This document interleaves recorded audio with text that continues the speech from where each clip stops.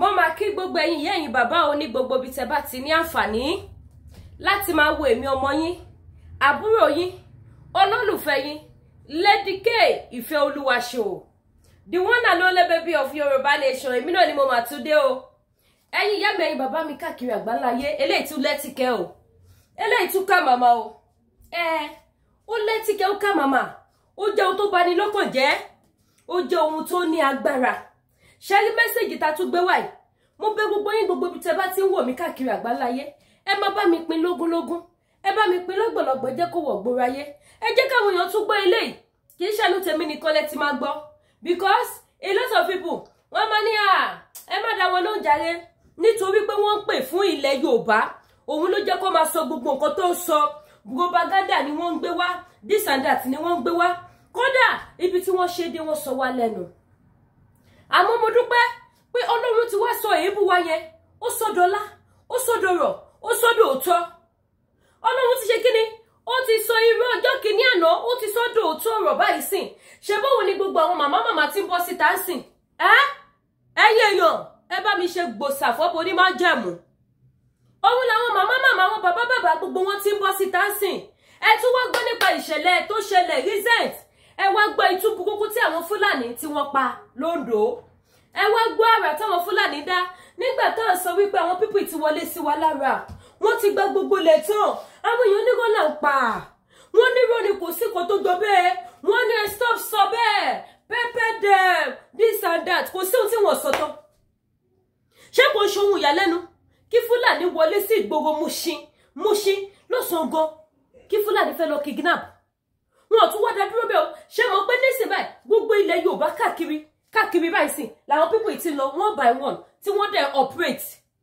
Gbogbo ilẹ̀ Yorùbá ni wọ́n ti make sure wípé yes àwọn tí operate. Gbogbo ilẹ̀ Yorùbá táwa sọ fún yín níjọ́ kìíní àná wípé àwọn people yìí ti wà ní gbogbo ilẹ̀ wa, àwọn people yìí ti surround wa, àárín wọn la dẹ̀ wá sìn. Wọ́n ti mọ gbogbo àpàdé àlùdé, gbogbo kọ́nàkọ́nà, gbogbo ibi tó yẹ kó rìn sí, gbogbo ibi tó yẹ kó jẹ́ sí. À ń sọ fún yín pé àwọn people yìí ti mọ̀, ṣùgbọ́n ìyẹn yóò gbà wá gbọ́. Nísìn báwo lẹ ṣe wá rí sínsìn? Ṣebí irọ́ ni ṣe bóun ló ti dòótọ́. Àwọn tó kàn ló mọ̀ kó lọ má jẹ́ káburú kàn wá, káburú má kàn àwọn tó súnmọ́ wa, káburú má kàn gbogbo ojú tó ń wò mí, kó má kàn èmi baby of Yorùbá nation náà. Nísìn ẹ bá mi gbọ́ ọ̀rọ̀ láti ẹnu màmá mi, kẹ́ ẹ bá mi ṣí, ẹ bá mi pín wọ̀ gbòòrò ayé. Àníṣe ó lẹ́tìkẹ́, ó ká màmá, ó yá. Tó wá yìnbọn tó ń pa àwọn èèyàn. Tí àwọn Àmọ̀tẹ́kùn, tí gọ́ọ̀mẹ̀ntì tẹ establish wọn, tó ń gbé ìbọn tiwọn náà dání, tó ń yin ìbọn tiwọn sókè, but Fúlàní yìnbọn láti pa wọn. Àwọn èèyàn bẹ̀rẹ̀ sí ní tú kàtàkàtà, wọ́n tú kétékété. Nígbà tí àwọn èèyàn wá rí pé apá àwọn ò ká lọ níṣẹ́ ló ń dún fún wọn. Bàbá Tinubu, ṣé ẹ̀yin lẹ approve kí Fúlàní máa gbé ìbọn káwọn àwa tó kù ta jẹ́ participants ní Nàìjíríà ká máa rìn without any protection? Fúlàní ń gbébọn dání, ó ń rìn káàkiri mọ́ ṣe fẹ́, kò sí bá bánlá ìkọ̀kan nínú yín tó lè arrest wọn. Níbo àbá ti arrest? Ṣé a ti wá di mùmú? Àbórí wa ti dàrú ni? Àbọ̀ ń dè wá lókùn tòbí ni? Tí Fúlàní ṣe ń ṣe nǹkan tó fẹ́ tí kò dẹ̀ sí kankan nù yín, àti ọba ni, àti ìjòyè ni, àti politician ni, àti gómìnà ni, àti ọlọ́pàá ni, tó lè arrest wọn. Tó bá tún arrest wọn, ẹni kan fi wọ́n lẹ̀. Lẹ́sẹ̀kẹsẹ̀. Bàbá Tinubu ẹ jí, ẹ lè sọ pé ẹ̀rí nǹkan tó ń ṣẹlẹ̀ yìí náà. A dẹ̀ ti dákẹ́tọ̀ ọmọlúwàbí wọn lọ fẹ́ ṣe, ẹ fẹ́ sọ wọ́n dàpọ̀ dání. Fúlàní wá láti ibi tó ti ń wá, wọ́n wọnú odò, wọ́n ń pa ènìyàn. Àwọn Àmọ̀tẹ́kùn wọ́n gbé ṣakabùlà dání, àwọn ṣakabùlà tẹ́ gbélé wọn lọ́wọ́, tí Fúlàní ń lo sophisticated AK-47. Báwo ni ẹ ṣe fẹ́ jẹ́ equity tí Fúlàní ní ìbọn tó ju ti àwọn àmì Nàìjíríà lọ? Tẹ́lẹ̀ expect àwọn normal human being, àwọn ọmọ tálákà tí wọ́n ní bó ṣe lè protect ara wọn kó máa fi ojú gbaná. Bàbá Tinubu ẹ jí náà, ó ṣe bí bàbá nìyí. Bàbá lápẹ̀ yín náà, ojúgbà yín wọ́n ń pa àwọn ọmọ yín mọ́ yín lórí. Fúlàní ò kíá tó máa ní àwọn they are born to rule. Kí ló dé tẹ gbogbo àwọn ọmọ tó máa ṣe lédè wọn tó sọ wọ́n di àlùmájìrì wọ́n fẹ́ rúùlù bọ̀tọ́ lórí burúkú làwọn ọmọ wọn wọ́n là lọ́n ṣe káàkiri wọ́n ń tọrọ owó káàkiri wọ́n tẹ̀ tí wọ́n kó wọn bá wa ní south káwọn máa náwó fún wọn. bẹ́ẹ̀ ni kò sí lọ́bẹ̀ ìyá mi. tí wàá bá wa o tí fúlàní bá tún wọlé tọ̀ wá ká tún dáṣì wọn lówó ní owó tí ò sí ká tún máa dáṣì wọn. bàbá Tinubu ẹlẹ́tì ṣe nǹkan kan o torí ìtẹ́ ìṣe yóò dàbí pé nǹkan wà complicity ni bẹ́ẹ̀ ni pé ẹ̀ ń gbà bọ̀dì fáwọn Yorùbá ni. ẹ lè wọ́n mi tẹ́lẹ̀ wà kí news má máa jáde sí yín kẹ́ má máa rí gbogbo nǹkan tàwa mẹ̀kúnnù yìí rí. ẹ dá fún yín màá. àbẹ́ ẹ̀ ní dátà ni kò sí wifi lọ́dọ̀ bàbá Tinubu ẹgbẹ́ kí ló ṣe wifi yìí. which is not true gbogbo ẹlẹ́rìí nẹ́tíwọ̀kì wọ́n fẹ́ mi. ẹ̀ẹ́dẹ̀ sọ kọ́kọ́ sí gbogbo ọmọ Fúlàní ló níbọn AK-47 tó ń shoot sporadically nígbà tó tún wá ṣe nǹkan tó ṣe tó lánàá ó tún di lẹ́nìí wọ́n gbé lọ́ọ̀rì almost 40 feet long wọ́n lọ fọ dí ọ̀nà káwọn èèyàn máa kọjá who does that in a civilized society. Fúlàní ti dí ọ̀nà pa. tani pọ̀nrípọ̀nrí bàbá ńlá Fúlàní tó máa wá sí orí ilẹ̀ onílẹ̀ tó máa wá gbé lọ́ọ̀rì tó máa fi dí ọ̀nà fún kéèyàn má kọjá dání bọ́ọ̀dì òdò lè ṣe kankan fún wọn then tí wá ti bá wa I don't know that we are scarecrow bẹ́ẹ̀ yẹn tí à ń behave like impotent observer. I am saying this with my full chest. Is that our governors in the south, the Yoruba politicians in the south, the miseducated elite in the south? You are all impotent. Impotent. You have no balls, no courage, no boldness. Kosi kankan yìí tó lè jáde kó sọ̀rọ̀ ẹ fẹ́ kú, then ẹ kú with ignominy. Torí tí Fúlàní bá pa àwa tán, àwọn ló máa kọjú ìjà bọ̀ sí orí yín. Gbogbo owó tẹ̀ ń kójọ, gbogbo ilé tẹ̀ ń kójọ, gbogbo mọ́tò, wọ́n á dáná sun àwọn ọmọ tí ò ní value tó ò mọ value kankan. Àwọn ọmọ alápá máa ṣiṣẹ́. Ẹ fẹ́ safeguard wa, ẹ fẹ́ sọ̀rọ̀ sókè, ẹ ń bẹ̀rù Fúlàní kí Fúlàní máa pa yín. Fúlàní tó yẹ pé ní in the 80s or 90s pàápàá. Ọmọ ọ̀dọ̀ mẹgáàdì security guards là ń gbà à ń bọ́ṣọ sí wọn lọ́rùn à ń fún wọn lóúnjẹ à ń fún wọn lówó ṣé àwọn Fúlàní yẹn ló máa di dictator ló máa di totalitarian Fúlàní wá di ọ̀nà ilẹ̀ Yorùbá lẹ́yìn tí wá ti bá wa tẹ́nà kì í ṣe ọmọkọ Yorùbá nìyẹn torí èmi ò rò pé Mọ́remí Àjàsorò a rí nǹkan tó ń ṣẹlẹ̀ báyìí obìnrin lásán lásán á dìde á ti ṣe nǹkan kan sí. bẹ́ẹ̀ ni ìyá mi kò sí lọ́dọ̀. ìyá Fẹlá Aníkúlápó Olúfúnmiláyọ̀ Kútì kò ní rí kẹ́kẹ́kẹ́ dáradára tó ń ṣẹlẹ̀ yìí kó má ti dìde sí. ẹ wá dákẹ́ ẹni politician nìyí politician my foot you are useless. imbeciles lẹ́kọ́jọ́ sí ní senate yẹn imbeciles ní gọ́ọ̀sì kankan ẹ kàn kówó jẹ nkówó mi ẹ sọ̀rọ̀ ayé di kàlòkàlò ẹ dẹ̀ fẹ́ ká wá respect irú respect wọlé deserve. Bàbá Tinubu ẹ nídi láti address issue yìí o Fúlàní ò lè máa wọrí ilẹ̀ wa pẹ̀lú AK-47 kó máa pa àwọn èèyàn wa gbogbo kílìsì tó ń ṣe a máa bẹ̀rẹ̀ sí ní sẹ̀ǹdẹ̀ lọ sí United Nations kọ́ bá lè mọ̀ pé ẹ̀yin gan ẹ̀ ṣe nǹkan kan sí ẹ̀ dẹ̀ ń fi wá gbowó. Sọ pé I need the security gbogbo wo lọ́wọ́ fún wa everywhere pots of killings all over the place ní Fúlàní ṣe ẹ̀ẹ́dẹ̀ ṣe nǹkan kan sí ó mì pé wà complicit ọ̀kún jẹ́ pé nǹkan conspire pé kọ́ máa pa wá torí pé ẹ fẹ́ lọ sí second term àwọn ẹ fẹ́ kọ́ finish ẹ ti release Bádéjọ olórí àwọn Màyẹ́tì tó ń pààyàn ó ní àmì tiẹ̀ but ẹ ti Nnamdi mọ́lé torí pé ọjọ́ ọmọ Ìgbò àbí Sunday Adéyẹmọ Ìgbòho ẹ ti yẹn sẹ́yìn ó di ìyẹn wà ní Germany but Bádé yan fanda a máa fi yín rẹ́rìn ni pé ẹ máa àwọn miseducated Yorùbás àwọn stupendous Yorùbás tó ń pèrè àwọn lólórí tó ń pèrè àwọn láwọn kàwé education my foot ìwé kí la wá kà á kàwé àlẹ́nu láti sọ̀rọ̀ ẹ sọ pé wọ́n Nàìjíríà tá a bá jẹ́ wọ́n Nàìjíríà ṣọ́bíyà láyà anybody rẹ ní United States kó kú òní New York kó lóun lọ sí Texas láti lọ gbalẹ̀ anybody tí wọ́n bá ní blow heads off. Fúlàní wá sórí ilẹ̀ wa wọ́n ń ṣe nǹkan tó wù wọ́n. Bàbá Tinubu ẹ̀yin lọ lórí tòótọ́ o ṣùgbọ́n wọ́n níbi téèyàn bá pẹ̀lú lórí èèyàn kìí tẹ̀lẹ̀ Fúlàní ti ń wọ yín túrútúrú.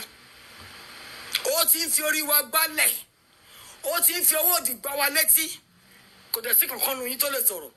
Ìgbòho tó fẹ́ sọ̀rọ̀ fún yín lẹ́tí ilẹ̀ fìbínú kalẹ̀ ẹ̀yin ọmọ Yorùbá.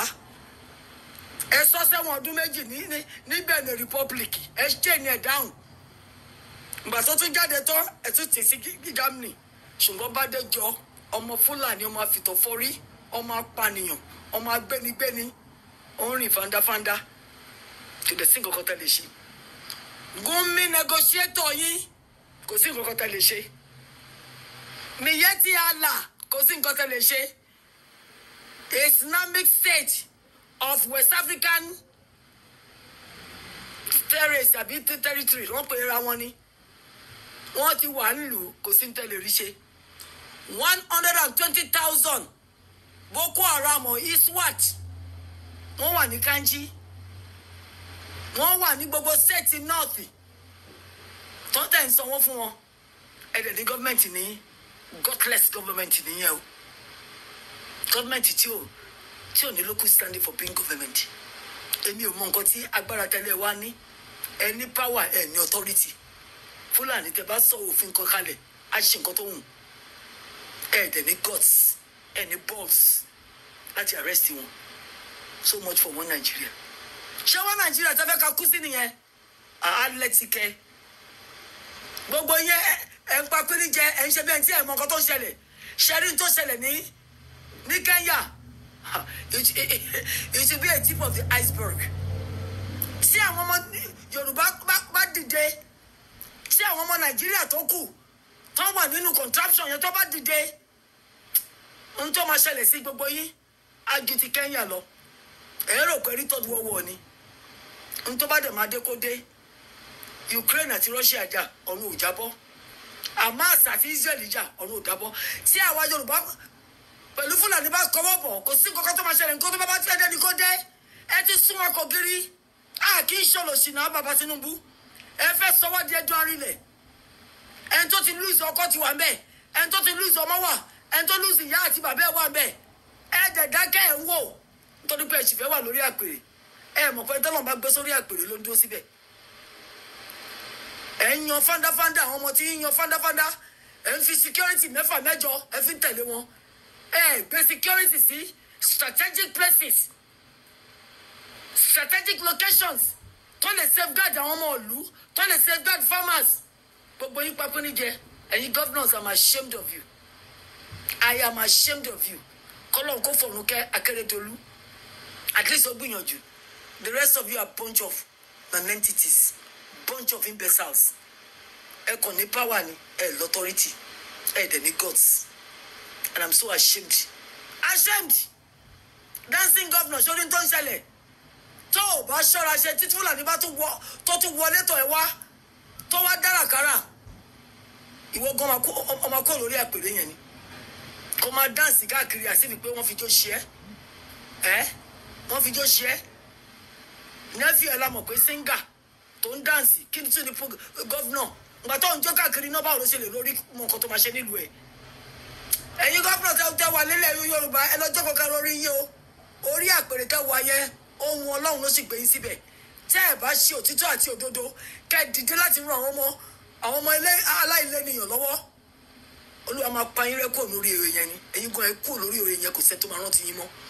Bàbá Tinubu òun ni mò ń sọ yẹn o.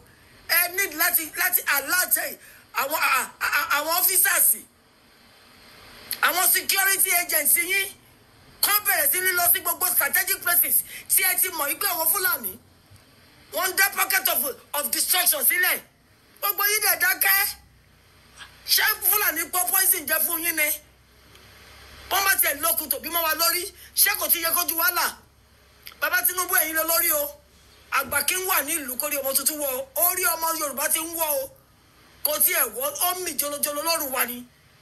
A lè pè é lórí. Ká tún máa kò ṣe náà. Ẹ ṣe òtítọ́ àti òdodo pẹ̀lú àwọn ọmọ Yorùbá o. torí a ní ẹlẹ́dàá o ẹlẹ́dàá wa á dẹ̀ jà gbogbo ẹ̀jẹ̀ ọmọ Yorùbá tí Fúlàní tó ń ta dálẹ̀ kì í ṣe orí Fúlàní nìkan ló máa lọ á lọ sórí ẹ̀yìn ká pèlú lórí nítorí ẹ dìde láti ṣe nǹkan kan ẹ wà complicit ẹ dìde o ẹ dìde àsìkò ti tó kẹ ṣe ọmọkùnrin kẹ gbé ojú yín fún ẹkùn kẹ gbá tí ẹkùn dání tí ò bá jẹ́ bẹ́ẹ̀ nítorí bá máa gbà la máa fi fún ó máa lẹ́tìkẹ́ ẹ lè expect wa ká dákẹ́ ká máa wò kọ́ máa gbé wa ní bàbá kọ́ máa gbé wa lọ́mọ kọ́ máa gbé wa lọ́kọ ẹ̀yin dẹ̀ wà save bàbá Tinubu tẹ bá fẹ́ jáde 2030 convoy lẹ máa kọ́ máa kọ́ sẹ́yìn so ẹ mọ̀ pé ní enemy tó yẹn ẹ mọ̀ pé life yín wà dangerous tó yẹn but for 40-50 million people fún wọn ní enough security tó máa safeguard wọn but ẹ̀yin lè ní 50-100 tó máa safeguard èèyàn kan ẹ̀dẹ̀ ló lórí ni ibi tẹ bẹ̀rù Fúlàní dé bá dẹjọ́ wọn ní kẹ release ẹ without missing words without any condition ẹ wá lẹ fẹ́ fún Nnamdi ní condition ẹ̀yin gan ẹ̀ tí mọ̀ pé different weight nìyẹn Ọlọ́run dẹ̀ ló ń kẹ́yìn sí ṣe òtítọ́ àti òdodo Ọlọ́run is no respecter of any person ẹ wà prejudice ẹ wà bigotry ẹ ti Nnamdi mọ́lé láti bí ọdún mẹ́ta ẹ̀yin pẹ̀lú bàbá Buhari ẹgbẹ́ Adéyẹmọ Ìgbòho ẹgbẹ́ sínú jẹ́ẹ̀lì gbàtẹ́ yọ́tọ̀ tún ti sí Germany ṣé Bádéjọ wà ní Sahel nsìn àbọ̀ wà ní nọ́ọ̀tì tó ń dámú gọ́múso tó tún wá bó ṣe máa púùlù gọ́ọ̀mẹ̀ntì tẹ̀yìn kan dáhùn àbẹ́ ẹ̀ mọ̀ yí pé El-Rufai Àtíkù wọ́n ti padà lọ sọ́dọ̀ bàbá wọn Buhari tó ṣe kíní ó lulẹ̀ èkejì ó lulẹ̀ ó ṣe kẹta ó lulẹ̀ ẹ safeguard ẹ lórí ẹ̀kẹrin ẹ wò ó wá bite finger ní finger tó fìdí ẹ wá ní ẹ wá ní one Nigeria my food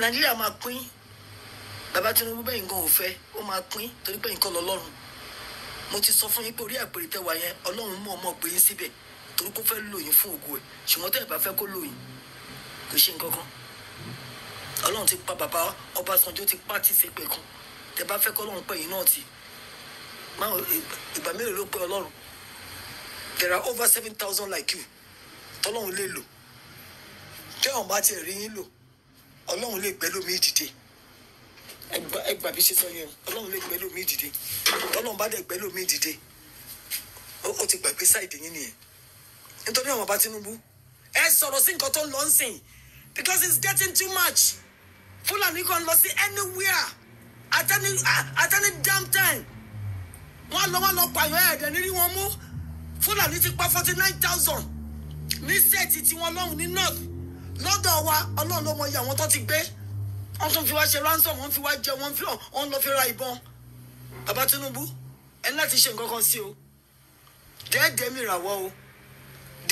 ìràwọ̀ o ẹ níwájú olórí lórí wa lójú gbà yín kọ́ máa gbé àwọn ọmọ Yorùbá pa kẹ̀dẹ̀ pa pínrín jẹ ṣé kò kàn yín ni àbí Fúlàní ni yín ni ṣé Fúlàní ni bàbá yín ni tó bá jẹ́ Fúlàní ni bàbá yín yẹ ká mọ̀ tó bá jẹ́ pé Fúlàní ni bàbá yín kí ni a fẹ́ máa pariwo sí àgbọ̀rùn sílẹ̀ kékeré máa gé ni ṣùgbọ́n tí ò bá jẹ́ Fúlàní ni bàbá yín tó jẹ́ pé Yorùbá ni yín tẹ́ni Tinubu ni yín orúkọ Yorùbá ni o tẹ́lẹ̀ fẹ́ máa jẹ́ kíkẹ́ àwọn ọmọ Fúlàní máa gùn wá gàràgàrà bí ẹṣin bàbá Tinubu máa létí kẹ ọ̀rọ̀ mi ò pọ̀ lẹ́ni o mo kàn ní kí n já yín sí ni èyí tó ṣẹlẹ̀ lánàá ní Oǹdó tẹ́nibọ́dì ò sí ń bẹ̀ tí ò jáde ń bọ̀ làwọn ọlọ́pàá wà Àmọ̀tẹ́kùn tẹ gbé ṣakabùlà lé lọ́wọ́ táwọn yẹn náà tún wá ń yìnbọn sókè wọn ò lè rí yín sí tágẹ́ẹ̀tì tó ń yìnbọn sáwọn bàbá Tinubu orí àpèrè yìí á sàn yìí o ayẹ yín o pọ̀tẹ́ láti ṣe the right thing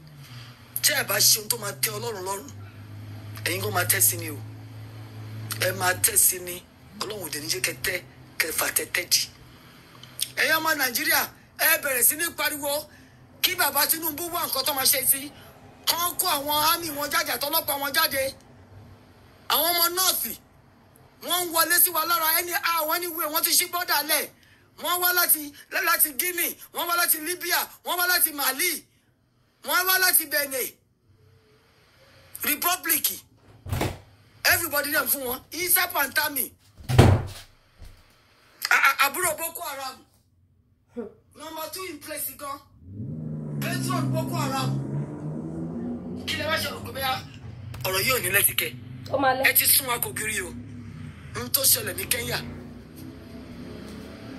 tí ẹ bá ṣọ́ra ṣe mẹ́wàá ẹ̀ á ṣẹlẹ̀ ní Nàìjíríà ó ní ájú mẹ́wàá lọ torí kí a kì í ṣe morons a dẹ̀ kì í ṣe baboons human beings ni wá tẹ bá wá sún wa kò kiri tẹni ká dákẹ́ ìrọ̀lẹ́ pa kò ní ṣe ṣe àwa náà ní emotions ẹ lè jẹ́ ká máa fi pain ká máa fi lògbà kẹ́yìn dẹ̀ máa smile káwọn ọmọ yìí máa gbádùn àwọn ọmọ yìí ti wà lábúrọ̀dù tẹ̀tí ra lé millions and millions fún wọn tó ń gbádùn tó ọmọ nǹkankan ẹ má jẹ́ kí ọwọ́ Ọlọ́run kó nọwọ́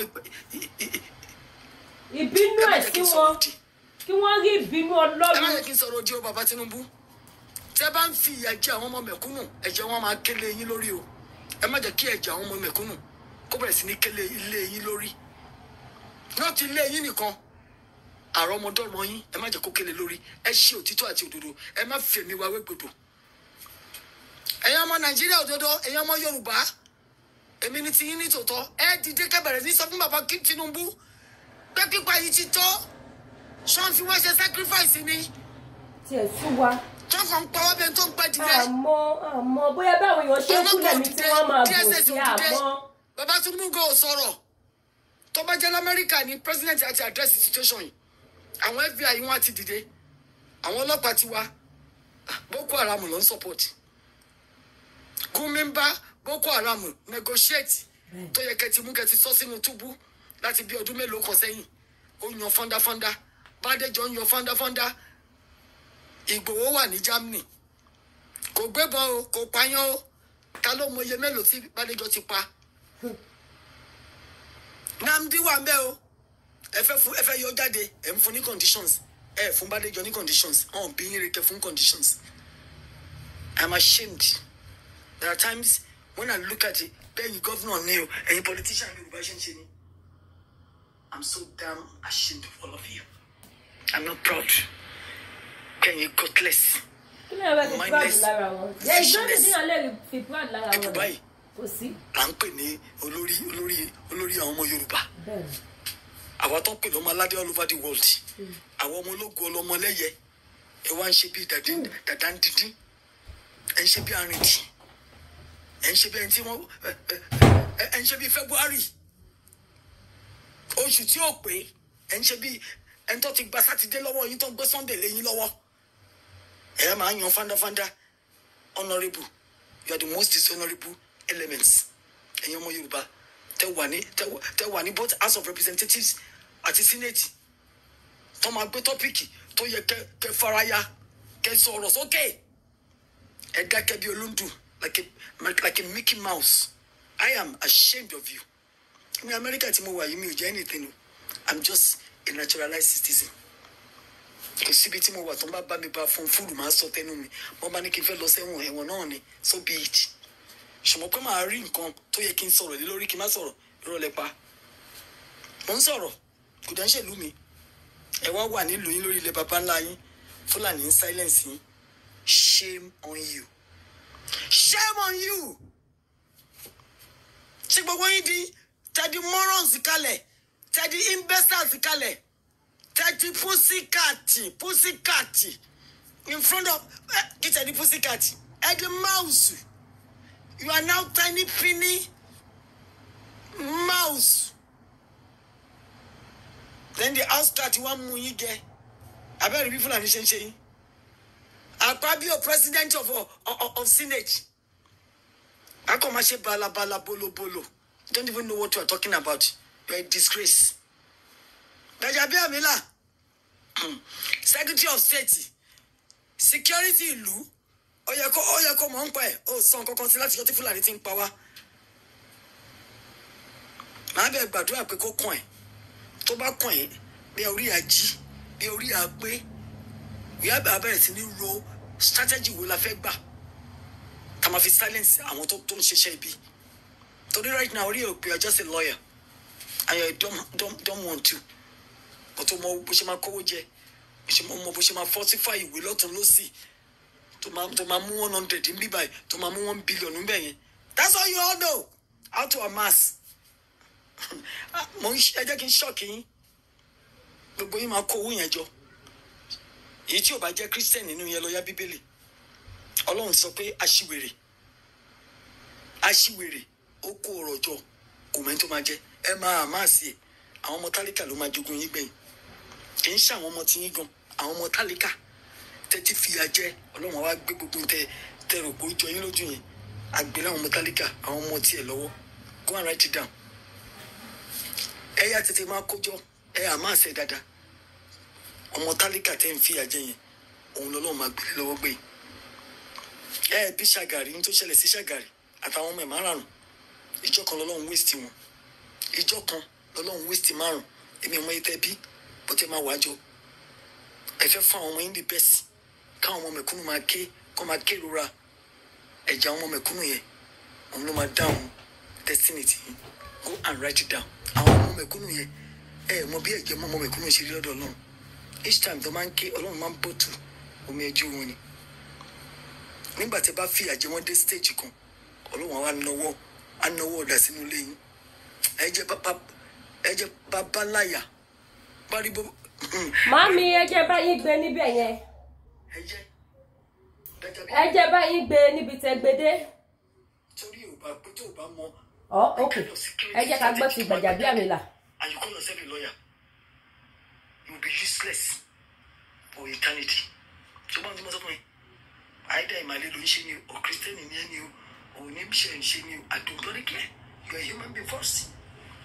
Tí humanity ò bá sọ fún ẹ pé àwọn ọmọ ojúlówó Yorùbá wọ́n ń kú bí ẹdìyẹ ìwọ wá péré ní Secretary of State which state?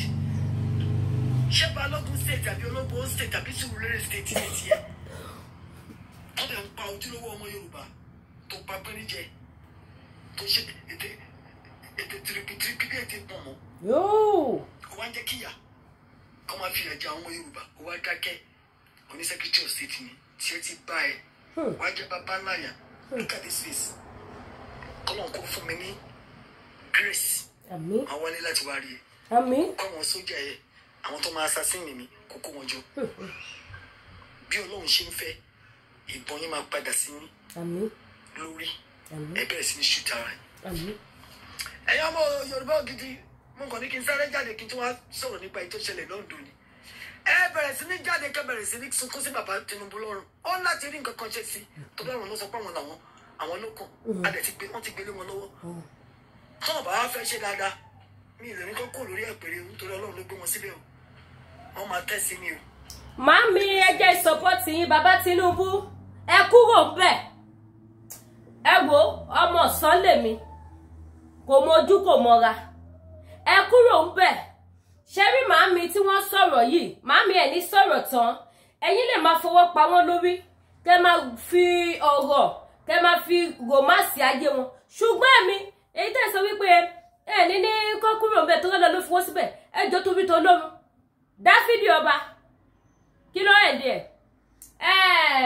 kí ló orúkọ ẹ tó padà dẹni tó bá ẹran jẹ Sọ́ọ̀lù ọba ṣé kìí ṣọlọ́run ló fi síbẹ̀ kí ló end up ayé ẹ̀ ó padà bẹ́wúrẹ́ jẹ ó padà jẹ koríko ó padà dẹni tó bẹ́ran kó jẹ bàbá Tinubu ẹ kúrò ńbẹ̀ ẹ̀yin ìyá yìí bàbá tẹ̀ wọ̀ mí mo kí gbogbo ẹ̀yin tẹ́ ṣẹ̀ṣẹ̀ ń darapọ̀ ẹ káàbọ̀ mo dẹ̀ kí màmí tí wọ́n sọ̀rọ̀ ẹ kú ìgbà gbogbo ẹ sọ̀rọ̀ kan lẹ́ẹ̀kan ẹni kọ́ lọ fún yín lókun àtagbára láti lọ fèsì wọn ìyá ikú ò ní pa yín àìsàn ò ní ṣe yín aburú ò ní ṣẹlẹ̀ sí yín ṣe rí gbogbo àwa tá wà ní diaspora tá à ń pariwo fún ẹ̀san tí à ń fi ojoojúmọ́ sọ wípé àfi kí wọ́n wá bọ́ lóko ẹrú ikú ò ní pa wá àìsàn ò ní ṣe wá gbogbo wa la máa lọ sí ilẹ̀ Yorùbá tá a máa ní testimony ayọ̀ ní àṣẹ ọba tó dá ayé àti ọ̀run bá kan ṣoṣo tí kò pé méjì bó ṣe máa rí nìyẹn náà bàbá Tinubu Fúlàní wọ́n ń pa àwọn èèyàn lógún lọ́gbọ̀n wọ́n ní Buhari ló kó ìbọn fún wọn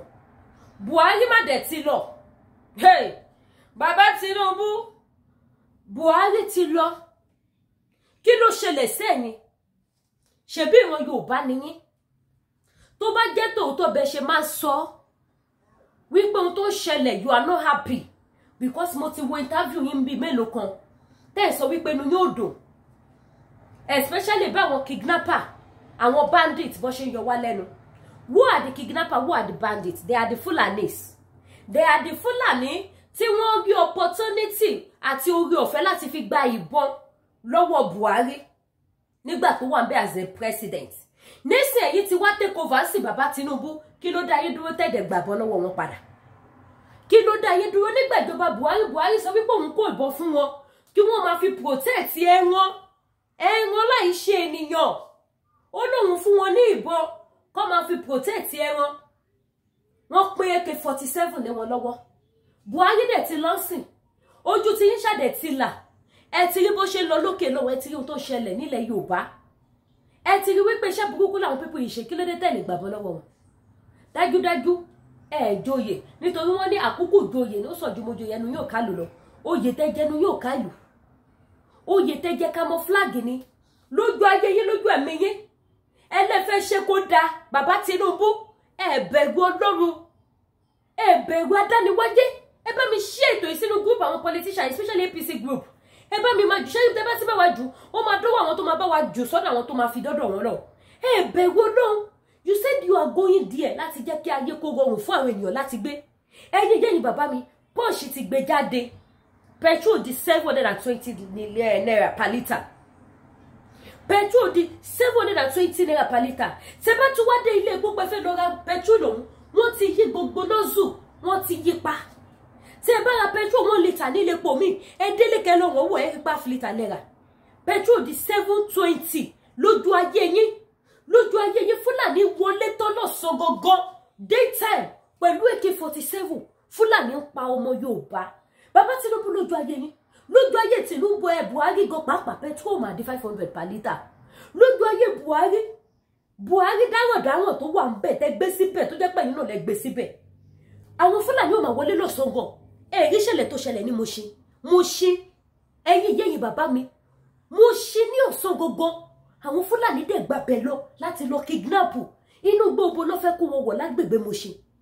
Láwọn Fúlàní tó dẹ̀ sẹ́ni pé àwọn Fúlàní dẹ̀ bẹ̀rẹ̀ sí ní exchange bọ̀ pẹ̀lú àwọn sójà.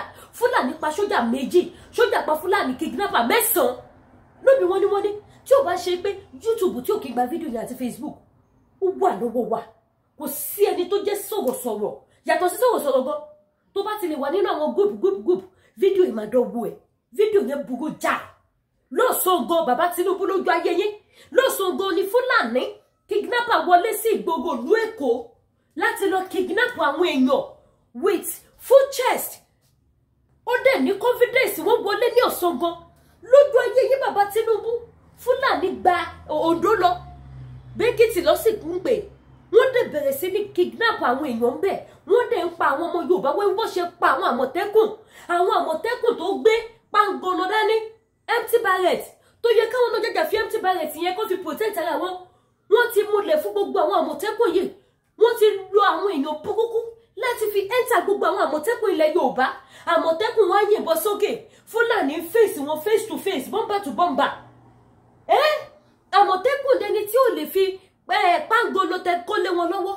Wọn ò lè fi protect ara wọn.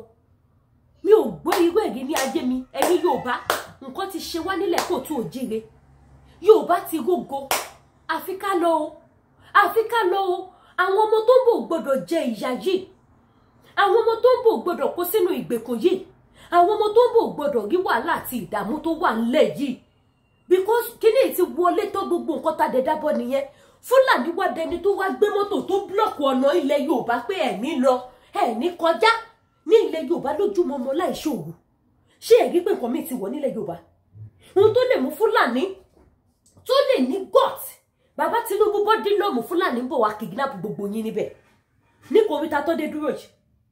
Níbi tí ẹ ti fi àyè gbà wọ́n dé. Ní bọ́dí lọ́mù Fúlàní máa lọ kidnap bẹ̀. Ẹ mọ̀ kó tí Lédìké bá sọ̀rọ̀ ọ̀rọ̀ tábìkú bá sọ ni àtọ̀hún ló ti wá òun lọ́wọ́ Lédìké. Ọ̀rọ̀ tábìkú bá sọ àtọ̀hún ló ti wá ohun tó lè mú wọn tó wọ Mushin. Ohun tó lè mú wọn tí wọ́n wọ Èkìtì lọ́sàn-án gan. Oǹdó Oǹdó lọ́pẹ́ àbíbo lọ́tẹ̀ pẹ́ ń bẹ̀. Tó lè wọ bẹ̀ lọ́sàn-án gan tí wọ́n dẹ̀ pa àwọn Àmọ̀tẹ́kùn lọ́bẹ̀ yẹn. Bàbá Bọ́dílọ̀ ọmọ adébẹ̀. Òṣòdì ọmọ kó wọn bẹ̀ MC wàá fẹ́ la. àdúrà tèmi ṣáyé èmi ò ní kẹ́ má wá fún mi o torí mi gan mo ṣe wà yìí mo ti sign àdúrà mi ní pé tó bá máa lọ sóṣòdì kọ́mù kan nínú àwọn tó súnmọ́ MC kọ́mù kan náà àwọn tó súnmọ́ MC nígbà bá máa lọ sóṣòdì ìjọ tó bá máa wọ bọ́dí lọ́mù yẹn lọ́sàn-án gan ṣé mo pé lílọ tí wọ́n dẹ̀ lọ lọ́sọ̀ọ̀sán wọ̀nyí wọn ò lọ nílọ wípé àwọn lọ ṣe rí owó ìlọ tẹ bá lẹ̀ nígbó ànígbà máa fájà yẹn máa pa yín dànù ni wòsàn tó bá máa ní sí bọ́dí lọ́mù yẹn kó bọ́ sásìkò tó máa súnmọ́ àwọn tó súnmọ́ yín pẹ́kípẹ́kí tó máa wọ̀ yín lára tó yẹ pé tẹ bá kọ́kọ́ gbọ́ báyìí kọ́kọ́ wọ kọ́mà fún bíi 3 days kẹ́ tó jí pé wọ́n ṣe kí ni wọ́n mú ta ni Ọlọ́run á jẹ́ kó rí bẹ̀ fún yín because mi mọ̀ wá láàánú ìkànnì yín èèyàn tí ò bá ti lè ṣàánú èèyàn kò yẹ kó ṣàánú ẹ̀ kí ni ìwọ̀n wá ṣe fún yín ìbéèrè tó lágbára ni mo bi yín ni kí ni ẹ̀ṣẹ̀ tí ìwọ̀n yóò bá ṣẹ̀yìn tí ìyà tó tó ìfi ń jẹ wá ẹ fi wá make owó ẹ fi wá make connection ẹ fi wá ní orúkọ tí ò lè parẹ́ títí láyé ẹ̀dẹ̀ ṣàánú wa ẹ̀dẹ̀ ní káwa máa pa ẹ̀gbẹ́ ká máa lo kọ́nákọ́ná ká máa bá yín sọ̀rọ̀ style èmi ò ní sọ style máa làmọ́lẹ̀ náà ó máa kàn yín gbogbo yín pátápátá ṣèbádé Buhari ló ti fi ikú lé kiri yẹn tán láti sanwó ẹ̀mí ẹ̀ ó máa kàn gbogbo yín ẹ mọ̀ wípé Fúlàní tó gbọ́ Yorùbá dáadáa tó jẹ́ pé tó bá sọ̀rọ̀ á sọ Ìjẹ̀bú á sọ Tápà á sọ Èkìtì á sọ Oǹdó á sọ Ọ̀wọ̀ á sọ Ìbàdàn á sọ Lagos State ní ọmọ Fúlàní wọ́n bẹ̀rẹ̀ sí ni máa pe gbogbo yín wọ́n máa wá yín kiri because ìkàlẹ̀ ń ṣe fún wa gbogbo ẹ̀yin tẹ́ fẹ́ jáde lọ fún protest end Nigeria la fẹ́ end what end Nigeria only protest wa nìyẹn àṣemọ́ pẹ̀lú Nigeria is a failures country Nigeria ti fail wa end Nigeria to save life nǹkan tó dé kù nìyẹn ìkànnì gbogbo yín who is Fúlàní láti máa dúnkokò mọ́ wa nílẹ̀ Yorùbá no ẹ jẹ́ ká ṣe jókòó kájọ sọ ó ti dẹ̀ mélòó tẹ́ ti gbọ́ wípé itú táwọn pípù yìí ń pa àwọn Yorùbá àbáwọn Yíbò lọ ṣe bẹ́ẹ̀ fún wọn nílùú wọn ṣé yẹn lásán kò yẹ kó máa jẹ́ ogbé ọkàn ìbànújẹ́ ọkàn fún yín láti wá la ojú yín sílẹ̀ kí tálùbọ̀ kókó wọ̀ láti la ojú yín sílẹ̀ kí wọ́n dẹ̀ máa jẹ ìran yín níyà ṣé kò yẹ kó jẹ́ ìbànújẹ́ ọkàn fún yín ìbànújẹ́ burúkú ló yẹ kó jẹ́ fún gbogbo ẹ̀yin àgbààgbà Yorùbá tẹ́ wà nínú Nigeria politician ìbànújẹ́ ọkàn ló yẹ kó jẹ́ fún yín ṣùgbọ́n ọpọlọ yín kò gbádùn mọ́ ọpọlọ yín ti kú owó ti pa ọpọlọ yín kò jẹ́ kẹ́ lè think well owó ti pa ọpọlọ yín kò jẹ́ kẹ́ lè wo wípé ohun tó ṣe yìí kò tó kò yẹ nǹkan burúkú ni wọ́n ṣe owó ti bà ayé yín jẹ́ owó ti fọ́ ìfun yín ti jọ owó tẹ̀lé gbé lọ sọ́run kò síbẹ̀ ṣe lè lówó tó ẹ máa kú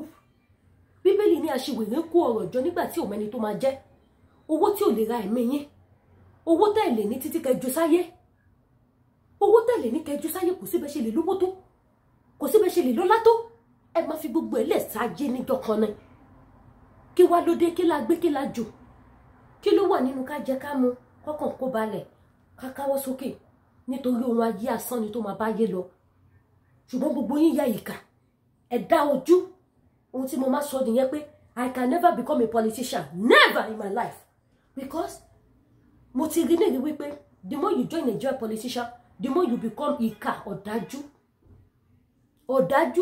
ó dẹ̀ péjọ tó bá ti gbé báyìí ọ́fíìsì yẹn lé yín lọ́wọ́ báyìí wọ́n ti parí iṣẹ́ burúkú sínú báyìí tẹ́ máa ń lò bóyá ó gé àga ìjókòó yín lọ sí parí iṣẹ́ sí ni kò síbẹ̀ ṣe lè sọ pé láàánú tó tẹ́ bá ti lè join Nigeria politician báyìí ojú àánú yín ti fọ́ ti kà lókù why is it like that kí ni wọ́n fi bá ayé yín jẹ́ ibo ni wọ́n fún ayé yín mọ́ ibo ni wọ́n dì yín mọ́ tó fi dà bẹ́ẹ̀ tẹ́ fi láàánú petrol di 720 bàbá Tinubu lójú ayé yín ẹ̀rí kó yẹ kó máa bẹ̀bẹ̀ ikú fún yín ni tẹ́bà rẹ̀ ní sọfáàtì fún yín ẹ bá ṣe ètò ikú dọ́dọ̀ wọn Lady K lórúkọ ti tèmi Olúwakẹ́mi ìfẹ́ olúwa òun lórúkọ ti tèmi ó yẹ kó máa wá ikú fún bàbá Tinubu kó máa wá ikú fún gbogbo yín because ìyà yìí ti pọ̀ jù ebi ń pa wá nísìsiyìí tí petrol di 720 yìí ṣe mọ̀ nǹkan tó ń jẹ́ tún mama sọ́nsìn àpò ráìsì tí 100,000 naira bàbá Tinubu à lè ṣàánú àwọn èèyàn mọ́ gbogbo àwọn tó yẹ kó ta bá fún wọn 50,000 tẹ́lẹ̀ báyìí ó máa rò bí mílíọ̀nù lọ rí ni kò wúlò mọ́ àwọn tá à ń fún lówó oúnjẹ 10,000 20,000 á lè fún wọn mọ́. Bàbá Tinubu wá ní kẹ́kẹ́ ká máa wòye wọn. Olúwa bá wa já okùn ẹ̀mí gbogbo yín. Lady K ló sọ̀rọ̀. Tó bá dọ̀lẹ́ má fún mi ní póòsì kankan. Kò kàn mí. Èyí tí mo ṣe tẹ́ mi lọ́rùn. Tẹ́ bá fún èèyàn ní 100,000 ní Nàìjíríà sí, bí ìpèsè lẹ fún ní 10,000. 100,000 naira. Nígbà tí mo wà ní Nàìjíríà last year, mo mọyì èèyàn tí mo fi 50,000 empower tí wọ́n fi bẹ̀rẹ̀ ọjà. Níṣẹ́ báyìí sí gbogbo business tó fi 50,000 bẹ̀rẹ̀ last year. Gbogbo business tí wọ́n níbi ajé àmú. Business tí wọ́n ike òde gàrí tó rà ní 700 800 ike òde gàrí di 4,000. Èèyàn tó jẹ́ pé 50,000 100,000 ló fi ń ṣe business láti gbà. Báwo lè ṣe fẹ́ kó survive? Bàbá Tinubu, how do you want them to live? Ẹlòmíì gbúmi ló lọ gbà. Few days ago, no, not days, I think it's last month. Your family member called me. Wọ́n sọ fún mi pé àwọn fẹ́ lọ gba owó ní grooming káwọn fi bẹ̀rẹ̀ business. Kò sí kankan mọ́ àwọn ọmọ wà lé wọn lọ bí iṣẹ́. Nígbà tó dé grooming ló máa fún wọn 30,000 naira. Tell me, àtọkọ àtìyàwó àtọmọ mẹ́ta. Àtọkọ àtìyàwó àtọmọ mẹ́ta. 30,000. Kí ló fẹ́ fi tà? Ṣé 30,000 tó jẹun láàrin 4 days mọ́ Nàìjíríà sí? Ṣótó? Ṣótó? Wọ́n sunkún lọ lẹ́ni àtọkọ àtìyàwó wọn. Wọ́n gbá mi láago ní straight. Mo ní what? 30,000 naira. Kí lẹ fẹ́ fi tà? Ṣé biscuit àti pure water lẹ fẹ́ máa fi tà ni? 30,000 go ta biscuit àti pure water. Because àwọn biscuit kan wà sí yìí. Tẹ́ bá máa ní ẹ̀ńtà, ó ti di 200. Àwọn biscuit mi ti di 300. Pálí mélòó lẹ fẹ́ rà sórí igbá nínú 30,000? Tell me. Tẹ́ bá dẹ̀ fẹ́ ta biscuit, ẹ gbọ́dọ̀ ní lóríṣiríṣi color. Oríṣiríṣi biscuit lẹ gbọ́dọ̀ rà. 30,000 ta biscuit mọ́ Nàìjíríà sí. Kò tajà mọ́. Mo rántí ìgbà yẹn náà. Some years back, tí bá lọ já biscuit, ohun tó bá mú mi já biscuit 30,000 naira. Kíni ló máa bá mi kó? Faragon ló máa lòdù ẹ̀. Kúrò ní ire Ventry kíní kan tí mo ti máa rà nígbà yẹn. Nígbà tí mo ní supermarket. Biscuit 30,000 naira. 30,000 naira. Mọ́tò Faragon ló máa lòdù ẹ̀ lọ ṣọ́ọ̀bù fún mi. Nísìnkọ́, a ṣe ta biscuit 5 naira nígbà yẹn. A ta biscuit onímẹ́ta 10 naira. Ó wà. A ta cheese ball 5 naira. Cheese ball 10 naira. Ńlá 10 naira. Kékeré 5 naira. Cheese ball. Nísìnkọ́ báyìí. Tẹ́ bá fẹ́ jẹ cheese ball ṣó bẹ̀rẹ̀ láti 200 naira. Cheese ball. Cheese ball bẹ̀rẹ̀ láti 200 naira. Àwọn àtọwọ́dá tí ò gbádùn tó jẹ́ pé ṣúgà ló bá yín kó síbẹ̀ tó jẹ́ pé kẹ́ tó lè jẹ yọ̀kan tó bá inú ti bẹ̀rẹ̀ sí ní kó yín. Òun lè máa ní 50 naira. Ta ló fẹ́ jẹ? Nobody. Ṣé ìlú nìyẹn? And you want us ká máa fọwọ́ pa yín lórí, ká máa bá yín sọ̀rọ̀ wẹ́rẹ́wẹ́rẹ́ pé ẹ ṣe dáadáa. Ọlọ́run ò ní gbẹ̀mí yóò pẹ́ kó tó yọ fix ẹ̀mí yín, kó yọ kó gbé fẹ́ lòmí tó máa wúlò fún. Ẹ̀yin bàbá àníre jù bẹ́ẹ̀ lọ. Mami Dr. Wunmi Lawal, mo dúpẹ́ lọ́wọ́ yín. Òun yóò ní ha màmá ẹ ṣàkúgbà gbogbo. In fact, màmá yín gbìyànjú. Wọ́n gbìyànjú tẹ́ bá rí gbogbo àwọn program tí wọ́n ṣe. Oh my God, ó lẹ́tíkẹ́. Ẹ bá wa spread ilé náà, ẹ jẹ́ kó wọ̀ gbòòrò ayé. Gbogbo ojú tó wo program yójú yóò ní fọ́, gbogbo etí tó gbọ́ etí yóò ní dí. Ní agbára Ọlọ́run ànífẹ́nikẹ́ni ṣàwátì, Ọlọ́run á gba ilẹ̀ Yorùbá fún wa láṣẹ Èdùmàrè. Ẹ má gbàgbé gbogbo ẹ̀yin ìyá mi, ẹ̀yin bàbá mi, ẹ bá mi subscribe sí YouTube channel mi, kẹ́ tọ́ notification bell. Ṣé wá ní tó ṣe kókó? Òun ní notification bell yín yẹn. Ẹ make sure pé tọ́ notification bell yẹn. Ẹ tàn all. Ṣé tẹ́ bá ti lè tàn báyìí, tẹ́ bá ti lè ti click ilẹ̀ ti subscribe báyìí. Ẹ máa wò bí notification bell yẹn ti tàn ní kò tàn. Ẹ click ilẹ̀ notification bell yẹn, agogo gbàlà yẹn. Ẹ click ilẹ̀. Ẹ ti rí instruction wa, so ẹ tàn all so that tá bá ṣe mú wá ẹ lè máa gba notification láti máa wo àwọn ètò wa. So ó ṣe pàtàkì, ó ṣe kókó. Ṣé rí Koríta Saturday ẹni tó bá dákẹ́, tani àbá dákẹ́, a gbọ́dọ̀ dákẹ́ mọ́. A gbọ́dọ̀ dákẹ́. Ogun tó jáwọ́ ní Kenya kíákíá ó gbọ́dọ̀ wọlé sílùú Nàìjíríà náà kó wá kó wọn lọ. Kó wọn lọ pátápátá káwọn ọdẹni tó máa jẹun nínú sàárè. Ṣé báwọn olóṣèlú Kenya ọdẹni tó lọ jẹun nínú igbó. Ẹ bá fẹ́ ká gbé fídíò yẹn wá ẹ kọ sí comment section. Inú igbó ni gbogbo wọn ti lọ jẹun. Ilé ò gbà wọn nù gbà wọn. Àwọn tí Nàìjíríà kọ́ lọ jẹun nínú kòtò. Kò jù bẹ́ẹ̀ lọ. Wọ́n lọ jẹun nísàlẹ̀ ilẹ̀. Ọlọ́run aṣọ wọn débẹ̀ láyọ̀. That is me. Èmi nìyẹn. So bó ṣe jẹ́ nìyẹn. So gbogbo ẹ̀yin tí ẹ bá fẹ́ ṣe investment ní ọ̀dọ̀ Ọlábánjí farm ní ìlú Ìbàdàn. ẹ pè mí lórí WhatsApp kí n fún yín ní contact wọn. Ẹ má lọ kówó fáwọn tẹ́ máa ní kó bá yín ṣe business tẹ́ ní gbogbo yín o. Ọlábánjí Farm fìyàn lọ́kàn balẹ̀ o. Ẹ má ní àbúrò gbowó yìí bá mi máa kọ́lé lọ mò ń bọ̀. Ẹ̀yin bàbá ẹ má ṣe bẹ́ẹ̀ o. Ojú ọjà Nàìjíríà ṣẹ́jẹ̀ lọ́wọ́ yìí o. Ẹ lọ fi owó yín ṣe investment kó 100 million ni. Ẹ fi ṣe investment sọ́dọ̀ Ọlábánjí. Ìjọ tẹ́ bá ti rí pé yes ilé ti tó lọ ẹ fẹ́ lọlé ẹ gba owó yín ẹ fi ṣe project tẹ́ bá fẹ́ fowó yín ṣe. Ṣẹ́rí Ọlábánjí Farm 2 years agreement ni. Kò sí iye tẹ́ bá kó fún wọn tí 2 years yín bá pé ẹ máa gbà, and before that 2 years 6 months lẹ́yìn máa gba interest yín. Tẹ́ bá ṣe ẹja ẹ gba 80,000 every 6 months tó 2 years bá tún pé ìbájẹ́ 1 million lẹ́ fi ṣe ìbájẹ́ 100 million àtúkò ògùn 100 million yín fún yín ẹ̀ẹ́dẹ̀ ti gba 80,000 yẹn ní ẹ̀mẹ́rin, that is 2 years. So bójá lẹ́dẹ̀ náà ni ẹ gba I think that one is 100,000 lẹ́ máa gbà 2 years náà ni. Àfi tẹ́ bá fẹ́ máa continue tẹ́ bá dẹ̀ ṣe fẹ́ máa continue to 2 years lẹ́ máa sign another agreement. Ìjọ tẹ́ bá ti rí pé yes ẹ ṣe mọ́ you need your money back ẹ gba gbogbo owó tẹ́ fi ṣe business yẹn pátá ẹ dẹ̀ ti rí gain. It's just like bí ìgbà téèyàn save owó tí interest ń wọlé sórí ẹ̀. Òun lọ́rọ̀ business investment Ọlábánjí Farm Ìbàdàn ni wọ́n wà. Ẹ̀yin tẹ́ bá ní interest sí ẹ pè mí lórí WhatsApp ọkẹ text mi kí n send nọ́mbà wọn sí yín. Ẹ ṣáà sọ pé láti ọ̀dọ̀ Lady K.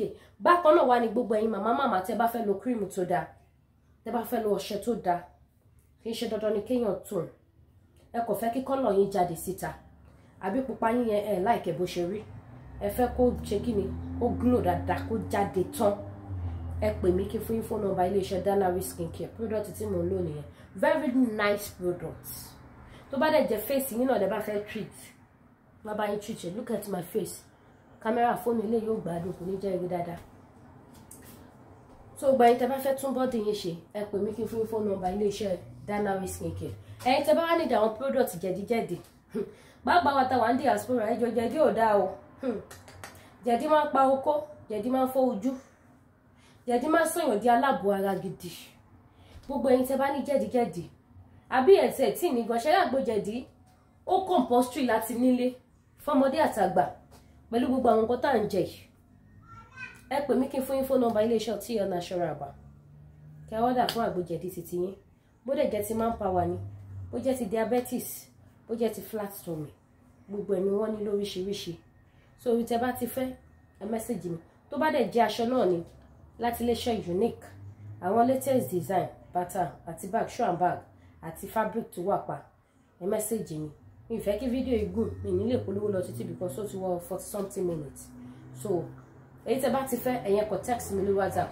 Ẹ̀yin tẹ́ bá dẹ̀ fẹ́ send owó dọ́là ti gara bí dọ́là ti di gold ó dẹ̀ affect àwọn tó wà ní bí dọ́là ṣe lọ sókè táwa ń diaspora táwọn pé Ọlọ́run ṣe wọn tí bá send $100 sí lówó rẹpẹtẹ ni owó rẹpẹtẹ yóò tó kankan mọ́ nílé ìsìn kò tó kankan kò wúlò fún wọn.